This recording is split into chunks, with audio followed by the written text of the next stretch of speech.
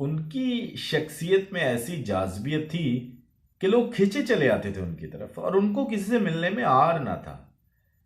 میرے خیال میں فیض صاحب اگر اتنے بڑے شاعر نہ بھی ہوتے تب بھی وہ بہت بڑے آدمی ضرور ہوتے۔ وہ براہ راست ان معاملات کو اٹھا رہے تھے جو معاشرے کے لوگوں میں تفریق پیدا کر رہے تھے۔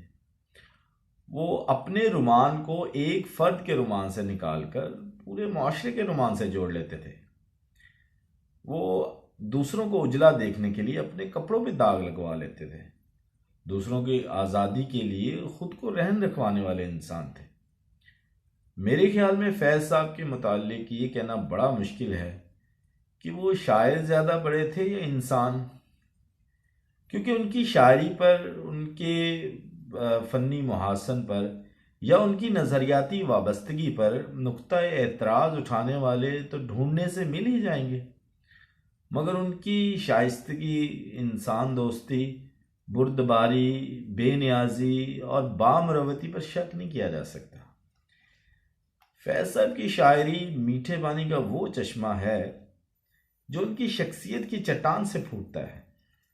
جہاں ان کے ہاں حسن کی رنگینیاں سانس لیتی ہیں، وہیں سوز و گداز بھی کاسنی پازے پہنے آ موجود ہیں۔ فیض صاحب کے مزاج میں حلاوت بھرا دھیما پن موجود ہے جو ان کے کلام میں اکثر جھلکتا ہے۔ جیسا کہ ایک قطع ہے، نہ دید ہے نہ سخن، اب نہ حرف ہے نہ پیام، کوئی بھی ہیلا تسکین نہیں اور آس بہت ہے، امید یار نظر کا مزاج درد کا رنگ، تم آج کچھ بھی نہ پوچھو کہ دل اداس بہت ہے۔